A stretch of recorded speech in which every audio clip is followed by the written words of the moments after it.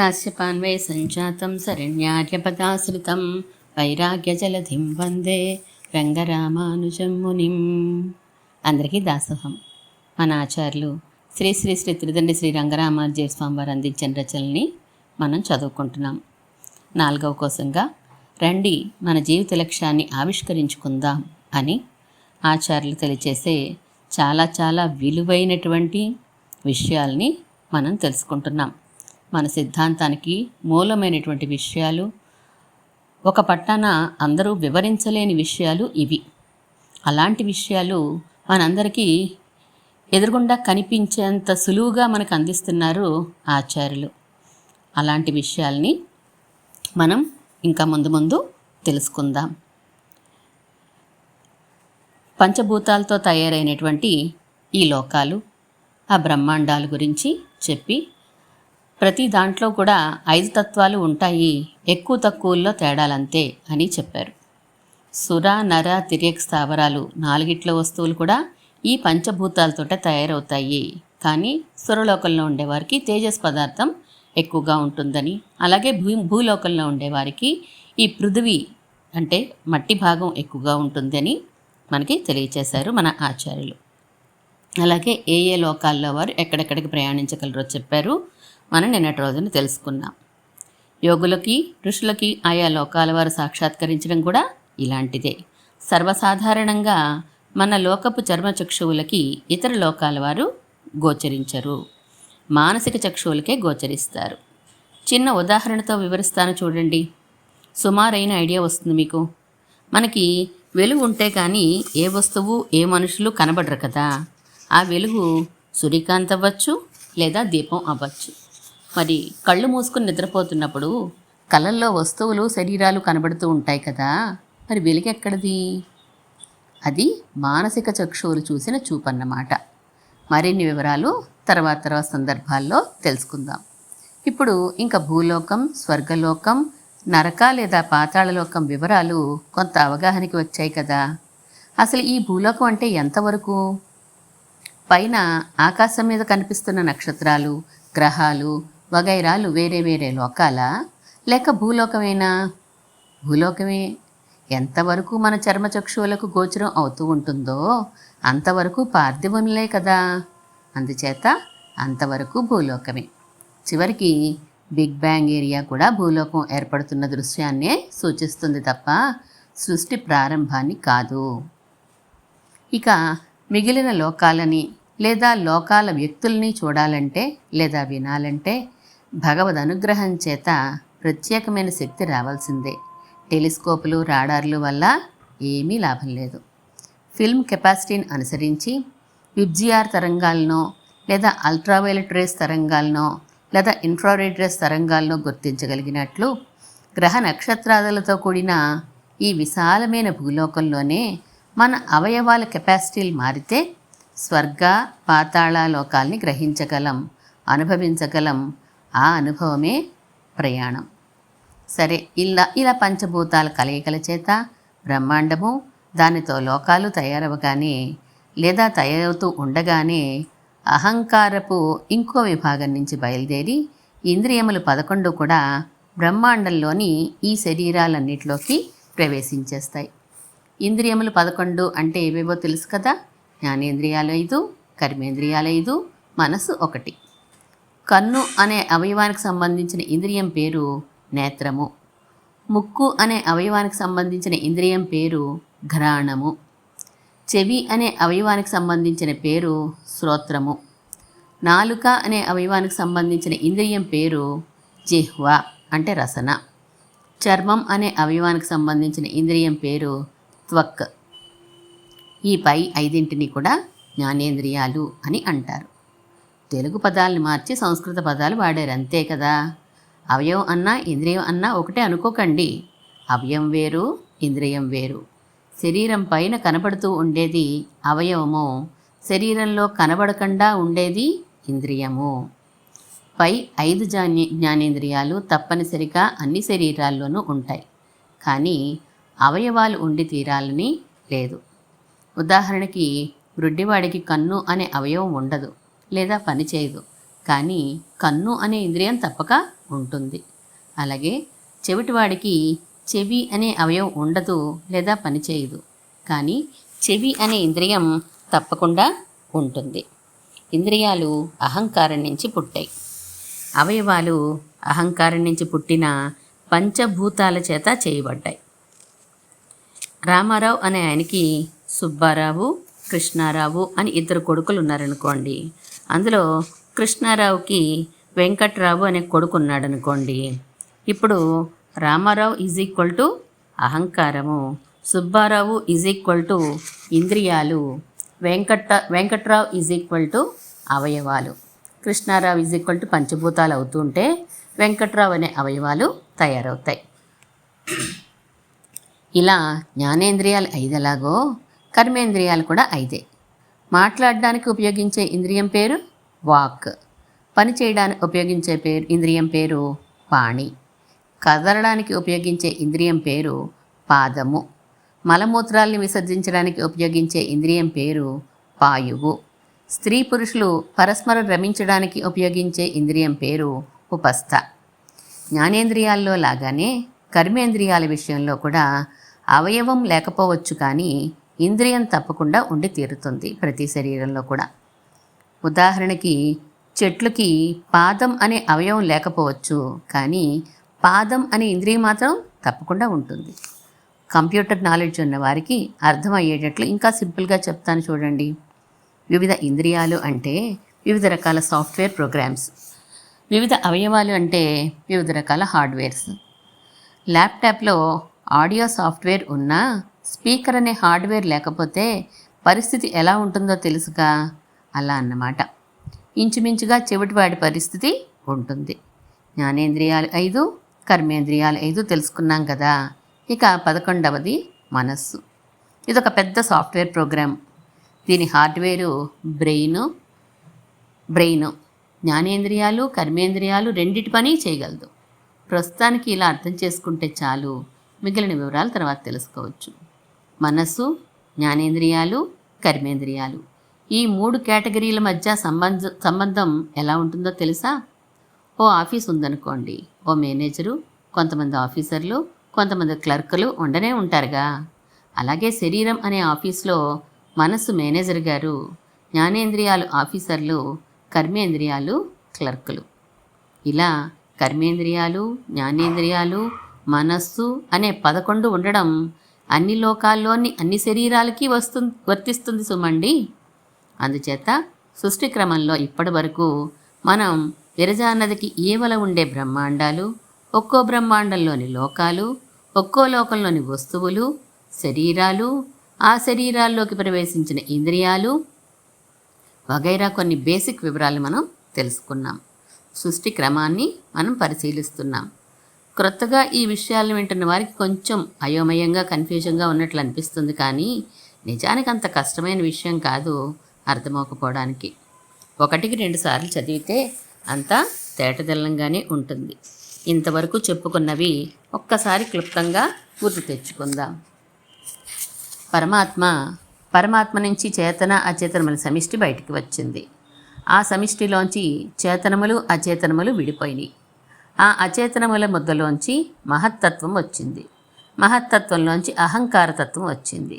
అహంకారం మళ్ళీ 3గా విడిపోయి ప్రేరణ కలిగించే భాగంగాను 11 ఇంద్రియాలుగాను పంచభూతాలుగాను మారిపోయింది. ఆ పంచభూతాల్లోంచి బ్రహ్మాండాలు వచ్చినాయి. బ్రహ్మాండంలోని భవనాలు వగైరా వచ్చినవి. అలాగే సుర నర తిర్యక్ స్థావరాలు 4 ఏర్పడినాయి. ఇదంతా విరజానదికి ఈవలనున్న ప్రపంచం, విశ్వం అంతా కూడా ఇప్పటి వరకు మనం చెప్పుకున్నది సృష్టి ఇక్కడ ఇలా జరుగుతుంది. ఇలా బ్రహ్మాండాలు, వాటిలోని 14 లోకాలు, ఆ లోకాల్లో వివిధ భోగ్య వస్తుజాతము, అందులో సుర నర తిర్యక్ స్థావర శరీరాలు ఏర్పడిన తర్వాత ఇక 11 ఇంద్రియాలు ఆయా శరీరాల్లోకి ప్రవేశిస్తాయి. అహంకారం నుంచి బయలుదేరిన ఇంద్రియాలు ఒక్కొక్కటి కావు, కొన్ని వేల కోట్లు అసంఖ్యాకములైనవి తయారవుతాయి. అసంఖ్యాకమైన మనస్సులు, నేత్రములు, ఘ్రాణములు, త్వక్కులు, ఇలా ఆ 11 సెట్లు కూడా అసంఖ్యాకంగా ఉంటాయి. అందుచేత సుర నర తిర్యక్ స్థావరాలు ఎన్నెన్ని తయారైనాయో అన్నన్ని సెట్లు ఇంద్రియాలు తయారయ్యి ఒక్కొక్క సెట్టు ఒక్కొక్క శరీరంలోకి వెళ్ళి కూర్చుంటాయి. శరీరాలు ఎన్ని తయారవుతాయి? అవి అసంఖ్యాకములే. అసంఖ్యాకములంటే మనం లెక్కపెట్ట సాధ్యం కానన్ని అనే ఉద్దేశం తప్ప బొత్తిగా లెక్కలేనని అని కాదు. ఎంతమంది ఈ జీవుళ్ళు ఈ బ్రహ్మాండాల్లో ప్రవేశించవలసి ఉందో అన్ని శరీరాలు తయారవుతాయి. మరి ఆ జీవుళ్ళు ఎంతమంది? అమ్మో, అది తెలియదు మనకి. వేదం కూడా ఇంత సంఖ్య గల జీవుళ్ళు ఉంటారు అని చెప్పలేదు. అది పరమాత్మకి మాత్రమే తెలిసిన విషయం. ఆయన సర్వజ్ఞుడు కనుక సుమా. అయితే వేదం జీవుళ్ళు 3 రకాలుగా ఉంటారని మాత్రం చెప్పింది. ఇందులో 2 రకాల జీవుళ్ళు విరజానదికి ఆవల ఉంటారు. ఒక రకం జీవులు విరజానదికి ఈవల ఉంటారు. విరజానదికి ఆవల ఉన్న 2 రకాల వారిలో ఒక రకం వారిని నిత్యులు అని అంటారు. ఇంకో రకం వారిని ముక్తులు అంటారు. విరజానదికి ఈవల ఉన్న వారిని బద్ధులు అని అంటారు.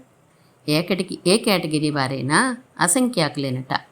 ఇక 3 కేటగిరీలు కలిస్తే అసంఖ్యాకం అని చెప్పాలా? ఇందాక మనం చెప్పుకుంటున్న సృష్టి క్రమంలో పంచభూతాలతో తయారైన సుర నర తిర్యక్ స్థావరాల్లోకి ప్రవేశించవలసిన జీవుళ్ళు బద్ధులు కేటగిరీకి చెందినవారు. బద్ధులు అంటే బంధంలో ఉన్నవారు అని అర్థం. ఏంటా బంధం? సంసారం అనే బంధం. దాని గురించి మరిన్ని వివరాలు తర్వాత తెలుసుకుందాం. ఇలా బంధంలో కొన్నాళ్ళుండి కొంతకాలం కర్మని అనుభవించి భగవద్ అనుగ్రహం చేత విడుదల అంటే మోక్షాన్ని పొంది విరజానదికి ఆవలికి వెళ్ళిపోయిన వారు ముక్తులు కేటగిరీలోకి చెందినవారు. వారిని ముక్తులు అని అంటారు. కర్మని అనుభవించడం అనేదే లేకుండా ఉన్న కేటగిరీ వారి పేరు నిత్యులు. విరజానదికి ఆవల కూడా సుర నర తిర్యక్ స్థావర రూప శరీరాలు ఉంటాయి. వాటిలోకి నిత్యులు ముక్తులు కూడా స్వేచ్ఛగా భగవంతుడి కైంకర్యం కోసం ప్రవేశిస్తూ ఉంటారు. ఇంకోలా చెప్పుకోవాలంటే ఏ విధమైన శరీరంతో భగవంతుని కైంకర్యం చేసుకోవాలి అనిపిస్తే ఆ విధమైన శరీరాన్ని ధరిస్తూ ఉండవచ్చు. వారించక్క ఆ శరీరాన్ని ధరించి కైంకర్యం చేసుకుంటూ ఉంటారు. అది సుర నర తిర్యక్ స్థావరాలలో ఏదైనా అవ్వచ్చు. కానీ విరజానదికి ఈవలనున్నవారు అంటే బద్ధులు వారిష్టం వచ్చిన శరీరాన్ని ధరించడానికి వీల్లేదు. వారికి ఆ స్వేచ్ఛ లేదు. వారి కర్మానుసారం శరీరం వస్తుంది, దానిలో ఉండి తీరవలసిందే. అంతేకాదు వీరు విరజానదికి ఈవల ఉండే బ్రహ్మాండాల్లోనే ఉండగలరు, కానీ విరజానదికి ఆవల వైపుకి వెళ్ళలేరు. వెళ్ళారంటే ముక్తులైపోతారు. ఓహో, ముక్తులైతేనే విరజానది కావలకి వెళ్ళగలుగుతారు. ఇంకో తమాషా, విరజానది కావల ఉండే నిత్యులు ముక్తులు ఎప్పుడైనా కావాలంటే విరజానదికి ఈవలకి స్వేచ్ఛగా అంటే భగవంతుడి ఆదేశం ఉందనుకోండి, స్వేచ్ఛగా రాగలుగుతారు. సుర నర తిర్యక్ స్థావర శరీరాలు ధరించగలరు. కానీ ఆ శరీరాలు మాత్రం పంచభూతాల పంచీకరణం వలన ఏర్పడవు. మనం చెప్పుకున్నామే, పృథ్వీ తేజోవాయుర ఆకాశాల కలయిక వలన ఏర్పడతాయని. వారి శరీరాలు అలా ఏర్పడిన శరీరాలు కావు. వారు అక్కడి నుంచి వచ్చారు కాబట్టి. మరి ఇంకెలా ఏర్పడతాయండి? ఆ వివరాలు తర్వాత చెప్పుకుందాం. ప్రస్తుతం సృష్టి విషయాలు కదా చెప్పుకుంటున్నాం. ఆ సృష్టి బద్ధులకు సంబంధించింది కనుక దానిని కొనసాగిద్దాం. బోలెడు బ్రహ్మాండాలు తయారైనాయి కదూ పంచభూతాల కలయిక చేత. వాటన్నిటిలోకి తమ తమ కర్మల్ని అనుసరించి ఆ కర్మల్ని అనుభవించడానికి బద్ధజీవుళ్ళు ప్రవేశించాలి. పరమాత్మ మొదట బహుశ్యాం అనగానే ఆయన నుంచి వెలికి వచ్చిన జీవులందరూ బద్ధులే. వారినందరినీ ఎవరెవరు ఏ ఏ బ్రహ్మాండాలలో ఉండాలో నిర్ణయించి భగవంతుడు అలా అలా సర్దేస్తాడు. చూడండి, రైస్ మిల్లో బియ్యం పెద్ద రాశిగా పడిపోతుంటే పనివారు ఆ రాశిలోంచి బుట్టలతోనో చేటలతోనో గోనె సంచుల్లో ఎత్తి బస్తాల్ని తయారు చేస్తారు. అలా అనుకోండి, ఇంచుమించు అసంఖ్యాకంగా ఉన్న ఈ బద్ధజీవులందరినీ ఆయా బ్రహ్మాండాల్లోకి సర్దేస్తాడు పరమాత్మ. ఇప్పుడు ఇంకా ఒక్కొక్క బ్రహ్మాండం ఎలా ఉందో చూద్దాం. ప్రతిదాని చుట్టూ 7 ఆవరణలు ఉంటాయి. ప్రతిదానిలోనూ 14 శ్లోకాలు ఉన్నాయి. ప్రతి లోకంలోనూ సుర నర తిర్యక్ స్థావరాలు ఉన్నాయి. ప్రతి శరీరంలోనూ ఒక మనసు, 5 జ్ఞానేంద్రియాలు, 5 కర్మేంద్రియాలు ఉన్నాయి. ఇలా ఉండగా ఇప్పుడు ఈ బ్రహ్మాండంలోకి జీవుళ్ళు కూడా వచ్చి చేరుతున్నారు. ప్రతి జీవుడికి బోలెడు కర్మలు అనుభవించవలసి ఉంటుంది కదా. అవి పుణ్యకర్మలు కావచ్చు, పాపకర్మలు కావచ్చు. అత్యధికంగా పుణ్యం చేసుకున్న జీవుణ్ణి ఈ బ్రహ్మాండానికి ఇన్ఛార్జిగా అధిపతిగా చేస్తాడు పరమాత్మ. ఆయననే బ్రహ్మ అంటాం మనం. బ్రహ్మ అంటే పెద్దవాడు అని అర్థం. దేనిలో అయినాను ఆ బ్రహ్మాండంలో ఉండే జీవులందరికన్నా గొప్పవాడే ఉంటాడు ఆయన. ఇంకొంచెం సులువుగా చెప్పుకుందాం. ఢిల్లీలో ఒక ఆయన ఒక కంపెనీ ఏర్పాటు చేశారనుకోండి. కొంతమంది స్టాఫ్ వగైరా వ్యవహారం అంతా ఎలాగూ ఉంటుందిగా. కొన్నాళ్ళకి ఆ కంపెనీ ఏర్పాటు చేసిన ఆయన హైదరాబాద్లో దానికి ఒక బ్రాంచ్ ఏర్పాటు చేద్దాం అనుకున్నాడు అనుకోండి. ఏం చేస్తాడు? హైదరాబాద్లో ఆఫీస్ బిల్డింగ్ ఏర్పాటైన తర్వాత తన దగ్గర ఢిల్లీలో పనిచేస్తున్న వారిలో మంచి మెరిట్ ఉన్నాయనని క్రొత్త బ్రాంచ్కి ఇన్ఛార్జిగా అధిపతిగా నియమించి ఇంకా బ్రాంచ్ మంచి చెడ్లన్నీ అతనికి అప్పచెప్పేస్తాడు. అలాగే బ్రహ్మాండంలో ప్రవేశించిన జీవులందరిలోనూ అత్యధిక పుణ్యం చేసుకున్న ఆయన దాని అధిపతి అవుతాడన్నమాట. ఇంకో విషయం చెప్పుకోవడం మర్చిపోయాం. పరమాత్మ బహుశ్యాం అని సంకల్పించగానే వరుసగా చేతన అచేతన సమిష్టి, అందులోంచి మహత్ వగైరాలన్నీ వస్తాయని చెప్పుకున్నాం కదా. అదే సమయంలో పరమాత్మ తనని తాను 3గా విభజించుకుంటాడు. ఆ ముగ్గురిని సంకర్షణుడు, ప్రద్యుమ్నుడు, అనిరుద్ధుడు అని అంటారు. ఈ విభజన విరజానదికి ఈవల ఉన్న పనుల కోసమే జరుగుతుంది. ఆవల ఉండే పరమాత్మని వాసుదేవుడు అని అంటారు. అంటే మొత్తం 4 అయినారన్నమాట. వాసుదేవ, సంకర్షణ, ప్రద్యుమ్న, అనిరుద్ధులు. అయితే 4 పరమాత్మల కాదు పరమాత్మ యొక్క 4 రూపాలు. రామారావు అనే ఒక ఆయన ఉన్నాడు అనుకుందాం.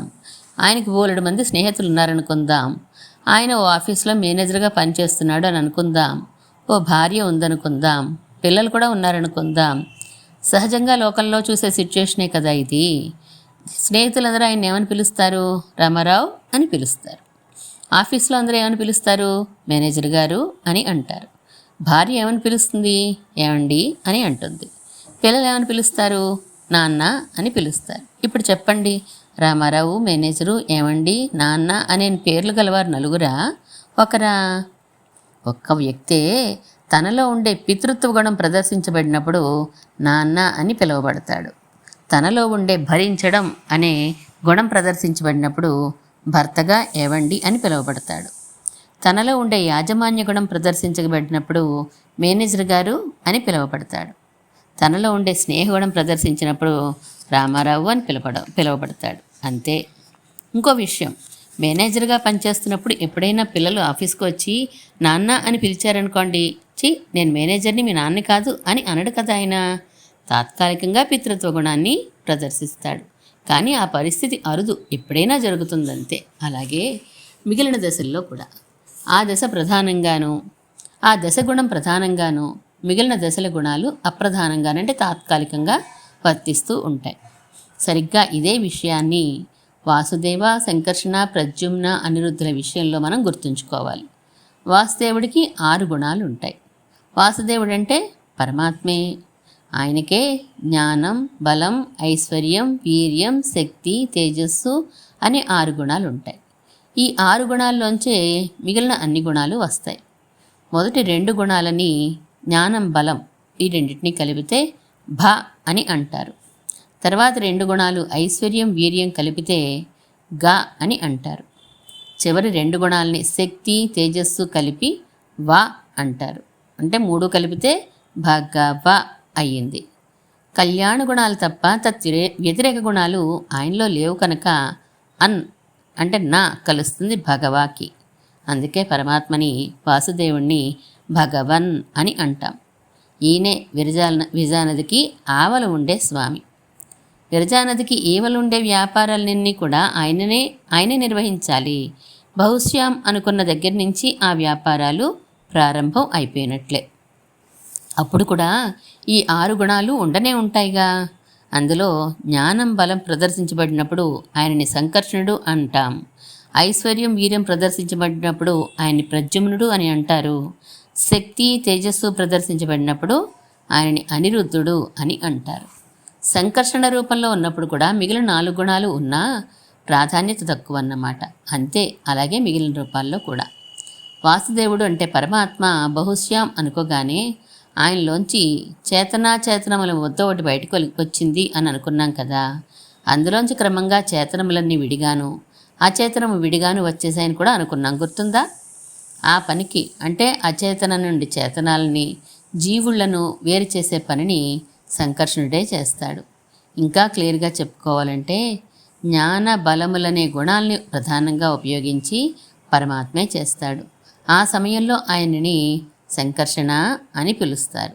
అలాగే ప్రద్యుమ్న అనిరుద్ధుల విషయం కూడా ఆయా సందర్భాల్లో చెప్పుకుందాం. స్థూలంగా చెప్పుకోవాలంటే సంకర్షణుడు సృష్టి చేస్తే ప్రద్యుమ్నుడు స్థితి చేస్తాడు, అంటే రక్షణ కార్యక్రమాల్లో ఉంటాడు. అనిరుద్ధుడు సంహారం చేస్తాడు.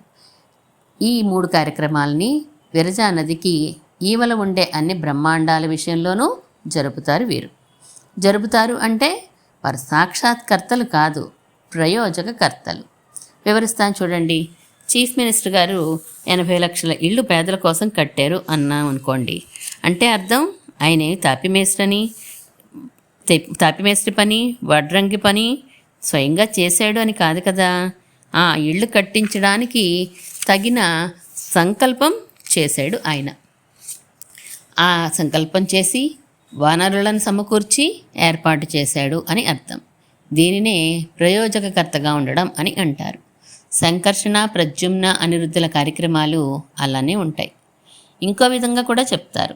సంకర్షణుడు సృష్టి, స్థితి, సంహారాలు చేస్తాడని, ప్రద్యుమ్నుడు శాస్త్ర ప్రవర్తన చేస్తాడని, అనిరుద్ధుడు తత్వజ్ఞానాన్ని ప్రదానం చేస్తాడు అని, ఇలా వారు చేసే కార్యక్రమాల్ని ఎన్నో వివేచించి విడదీసి చెప్పుకోవచ్చు. అలా విడదీయడాన్నే వ్యూహం అని అంటారు.